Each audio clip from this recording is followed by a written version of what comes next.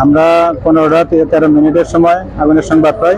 সাথে সাথে Nandankanan fire station নিকটেই, তারা দ্রুত এখান থেকে 2 ইউনিট চলে আসে, এসে আগুনের নির্বাপনের কাজ করে এবং 3:55 সময় আগুন আমরা পুরোপুরি নির্বাপন করে ফেলি। আপনাদের দুটি ইউনিটে মোট কতজন সদস্য ছিল? আমাদের এখানে যেহেতু আমাদের একটা স্টেশনের একটা 2 ইউনিটে 17 জন কানাউড়ির লোকজন থাকে, তারা সবাই এসেছে। আমি আগ্রহ থেকে আমার একটা ইউনিট আমি এসেছি আর কি। এখানে আগুন লাগার সম্ভব, কারণ আমরা যেটুকু জানতে পারছি যে বৈদ্যুতিক গোলযোগ থেকেই হতে পারে, সম্ভাবনা বৈদ্যুতিক গোলযোগ থেকে আগুন লাগতে পারে। পাশাপাশি যে দোকান, এটা একটা শোরুম, এটা গোডাউন না, একটা শোরুম। এই শোরুম হিসাবে আমার মনে হয় যে 5 থেকে 10 লাখ টাকার মধ্যে ক্ষতি হবে আর কি, আমার ধারণা আর কি। 6তলা ভবনের দোতলায় গার্মেন্টস মার্কেটের মানে দোতলায় আগুন, একটা দোকানে আগুন লেগেছিল, সেখানে আগুন নির্বাপন করা হয়েছে আমাদের।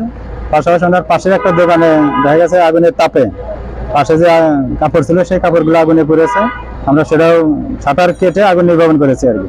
আমাদের ধারণা যে 2টা দোকানে ক্ষতিগ্রস্ত হয়েছে, তবে প্রথম যে দোকানে আগুন লেগেছে সেই দোকানে ক্ষতিটা বেশি হয়েছে। সেই ক্ষতির পরিমাণটা আমার ধারণা যে 5 থেকে 10 লাখ টাকার মধ্যেই হবে।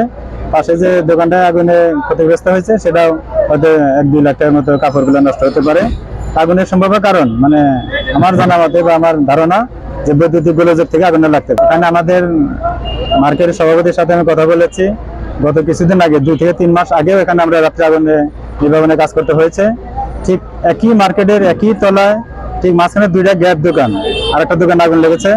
আগুন লাগার পরে তারা যাতে সচেতন হয় বারবার অনুরোধ করা হয়েছে, তারপরে এবারেও তাকে অনুরোধ করেছি যাতে তারা সচেতন হয়, কারণ এই মার্কেট এখানে যেহেতু কোনো জায়গা নাই, আগুনটা দ্রুত ছড়িয়ে পড়ার সম্ভাবনা বেশি।